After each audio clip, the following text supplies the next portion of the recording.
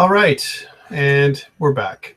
And it looks like we left off, and this is COMP2068, winter 2016 semester, and it's week 10, part 3 of our broadcast. So first part, we talked about the final project. The second part, we kind of started, or most of our authentication is done now. Let's finish off the stuff that we're missing. So again, some of it is we've got our the index, the main root is what's happening right here. But we really need to patch up our users' roots so that way no one can log in, no one can get to our users' admin page without being logged in. All right, so this is what our roots look like right now. It looks like we can get to our index. So whatever our user's index root is right here, which kind of lists the user. This is lists the users, right? This is kind of cool. But what we want to do now is we want to do a couple things that are slightly different than what we've got so far, right? So I'm going to just shift my focus now to the user's roots, right? We did the original roots, the main roots for logging in and logging out, but now we need to modify the user's root so we can log in properly, right? Okay, well, let's take a look at some stuff here. We've got already our user model, right? Here's our user model. We don't really need it right now. Up until this point, we've got our user model and everything else with our user. But so far, up at this point, we haven't needed it. Okay. We need to make a utility function. I want to add a utility function to check to see if the user is authenticated. So let's add one in, right? And this is important because we want to add this in as another callback function to check to see when user log in. So utility function to check if user is authenticated. We're doing, right? So is the user authenticated, basically. For this, we're going to create a new function. We're going to call it require auth, a new function, require auth. And what we're going to send into it, we'll write this by hand again, request, which is an express request, and our response, which is an express dot response. There we go. We're going to send those two things in. And of course, next, which is any. Let's type any. So that's response any. And then, of course, with that, that's what the require auth it has in it. We're going to need the function body. Here's the function body.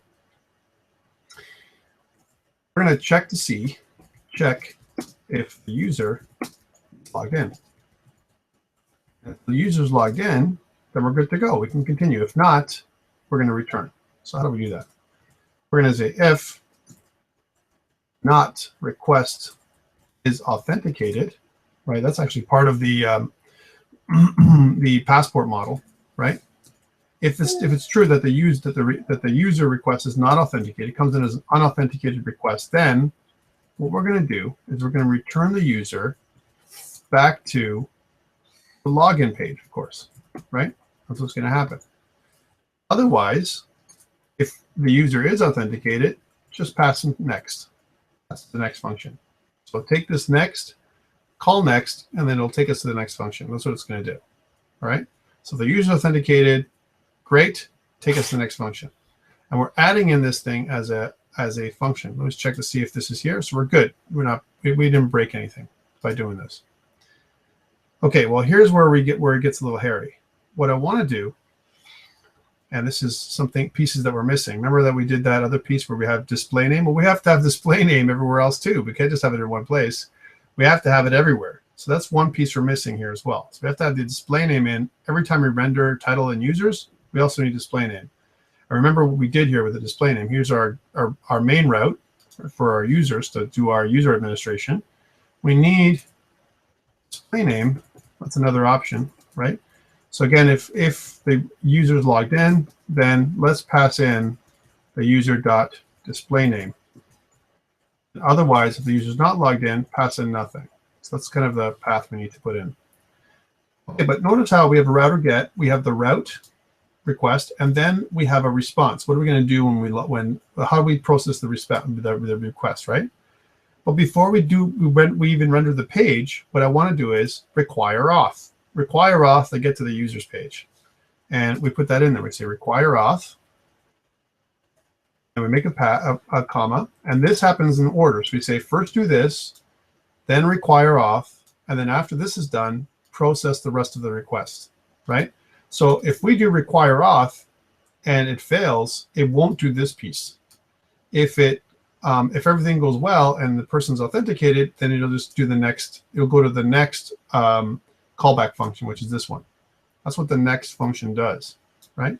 So require auth, if everything's good, then go to the next function. Okay. Next. All right, so if that's true, let's continue on to the next piece. So router.get add, right? Now add is the add page. We're going to render the add page. That's what this is doing. And again, we've got to make sure that that all the different pieces are here. So here's require auth. We're going to put the require auth between the actual piece that we're doing, this piece right here. And notice that we've got a couple of pieces that are not using TypeScript. This should be actually written this way. If we're going to use TypeScript, we might as well use it for everything. Okay. And so here's a require. So we're going to put require auth in here. And we're also going to add in, notice we have title users, but we don't, and we were passing this stuff in, but we're, this is when we add a new user, right? Again, the reason why we're passing in users in this one into our list is because we want to list a bunch of users here. Here we have the user, but we want to kind of put in the display name sometimes, right? So we want to put the display name in here. So we get comma, just in case we want to display the display name, we want to put that in there. We probably won't need it because of the way I've made my view, but it's okay to put it in for now, just for future proofing, right? We don't need the users because that doesn't have to be there in every case. In this particular case, it doesn't have to be there. Okay. Here's our processing page to saving a new user, and this is a problem. It's the same problem we had last time. We used user create, and we used password to create the user. But we need to be able to hash the password. And this is what I'm going to deal with you guys next week, how to fix this problem. Because when I create my user manually, not register him, I'm not going through the registration piece process anymore. I'm adding a new page that registers the user in a separate way, right?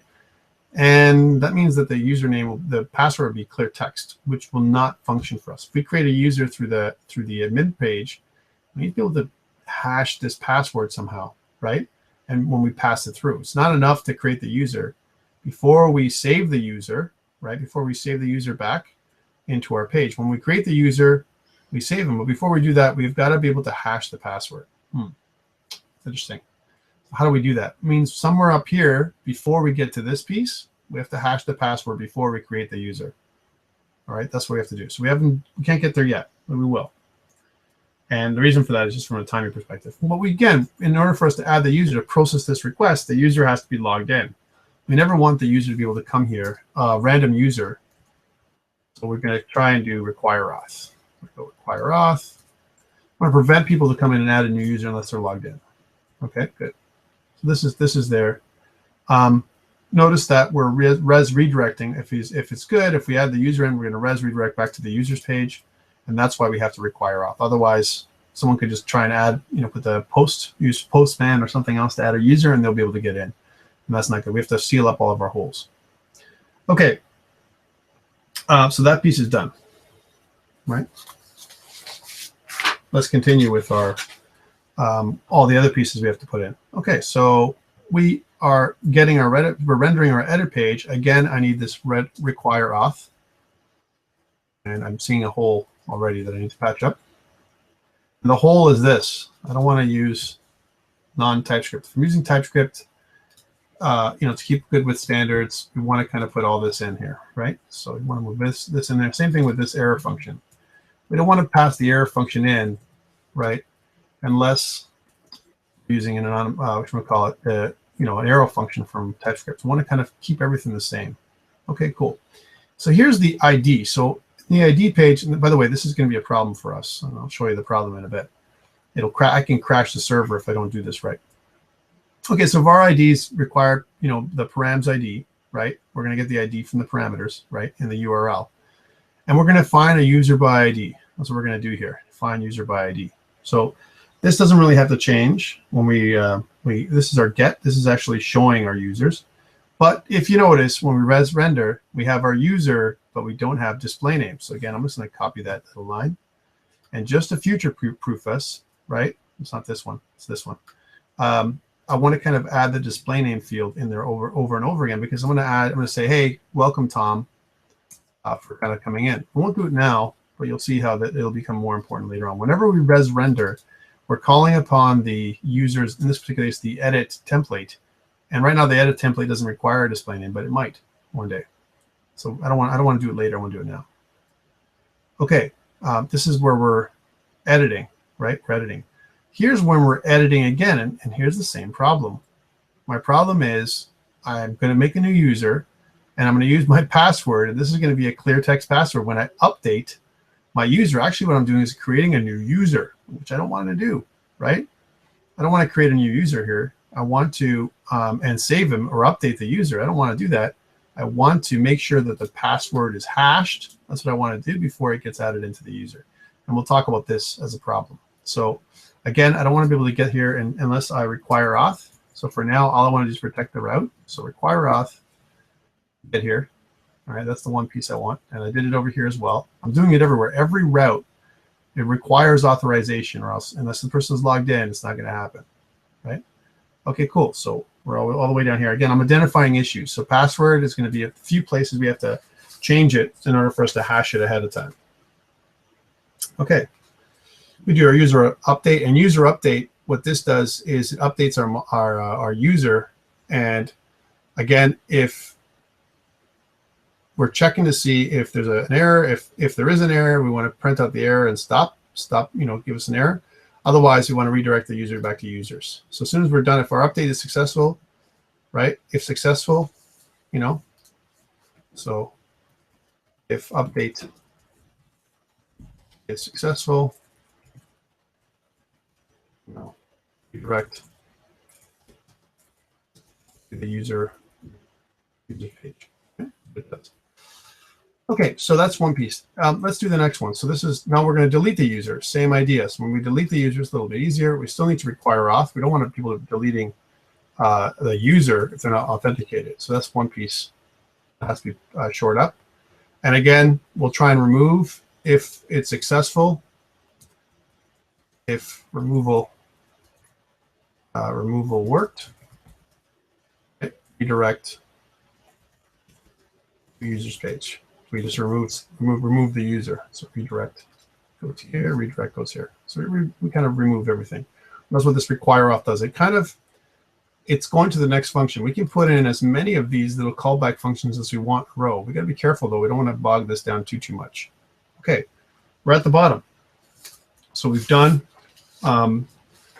we've added require authentication to each of our routes, and now we got to check to see if there's a problem, because we don't want to kind of add another feature and then show up that there's a problem with our route. So let's see if it's, first we'll save, or it is saved. And now let's see if it's actually going to transpile. And it does. We have connected to Mongo Lab. Let's test it. So before we upload to GitHub. So go back to the page. I'm going to go back to here, and I'm going to click register. Okay, cool. So I'm able to register a new user, no problem. And I'm able to get here because I'm not logged in. By the way, every time you reboot your server, you're logged out, right? So if I go back to log in, let's log it back in. That's me. So log in. There, Tom, 1, 2, 3, 4, 5. Press enter. Takes us to our page, and we can see that we can get here, right? I can see my users page, right? And I can actually add a user. If I go here, I can add a user. Now I notice that I don't have a nav bar that's up here because my add user doesn't include a nav bar up here, right? Because the way I've done it, I've added a user. I want to do the same kind of idea here for my other pages, for my log in, log out, all that stuff. I want them to all look the same, like the same look and feel. And I've got to do a little bit more work in order for me to do that. Even the submit button's in the wrong place. It should be over here. Right? Daddy, are you done? No, not done yet, buddy. My little son is asking, am I done yet? Not yet. All right, so let's add a user. And if I edit the user, same thing. I can get to edit user, and again, you notice that the nav bar is empty, right? I can delete my user and submit and everything else. I do see my clear text password. Here's something I may want to change. I'm not going to show my password anymore because I can't edit it here. I have to make a separate change password form. So maybe I'll say it's new password. if I want to put a new password, put the new password in. So what it's going to do is rehash everything again. Whatever this new password is, it'll be empty. It'll come up empty first. It'll rehash the password and put it in as a new password to get in, right? And maybe what I have to do is type it twice and make sure that it counterbalances, it checks. And same thing for user registration. Maybe what I need to do is type the password in twice. I don't have that view yet, but I will by next week, okay? So these are views that work. Now let's check to see if I'm logged out. So remember, I don't have any pathing right now for my log out. Let's log out. Okay, let's try and get to users. Well, it takes me to my login page. It's protected. How about if I go users add? So I go users add and put that in there. It takes me back to my login page. How about users delete? So let's try all of them. It's users delete. Takes me back to my login page. How about users edit? So users edit. Takes me back to my login page. How about something else? And I'll say users, ID, edit, login, some other thing. I'm going to type as many things as I want. Press enter. 404. This is good. But here's where I have a problem that I got to fix it. So let me log in again. So Tom, 12345. And I'm going to go back to my users page, right? So here I am, my user, edit my user, right? I'm already logged in, I can do this. And now in my user, accidentally, I put in a path like index. Well, something happens now, right? Here's what happens. It crashes my server. Why? Because it thinks that index is my hash for my user ID. So I've got to be able to stop anybody from putting in a manual URL. That's another problem that I have to fix. I got to fix that by next week. So these are some problems that I got to fix. I got to solidify my app a little bit. All right, let's restart my app. Get started. Again, the reason why it happens is when I went back here, right? No, I'm not done yet, buddy. When I'm back here, and if I go back to the main route, right? Here's my main route, right? It's really weird how that happened. If I go back to my main route, I can't get to my users. It takes me back to my login page, right? What if I register the same user? So I'll do tom@example.com. Again, I could probably check for password and email being the same username. Tom, password 12345. Can I do this? Remember, I was able to do it last time. I click submit. I should get an error that says, hey, registration error, user already exists. So it checks to see if my user is already there. And if it does, it takes me back to the registration page to make me log in again. That's cool. Then I can add another user. So let's add another user. We'll call them Bob@example.com. Also give him a username of 12345, our password. And our password, as an example, username, Bob, password 12345, and our display name is Bob. Okay, submit. We're good. So when we log this in right away. So here's Bob 12345. That's an easy as an example, and then we have our user registration. And we have two users, one that's named Tom, another one that's named Bob, and you can see the display name is Bob. But we're not showing anything up here in terms of display name or anything else like that.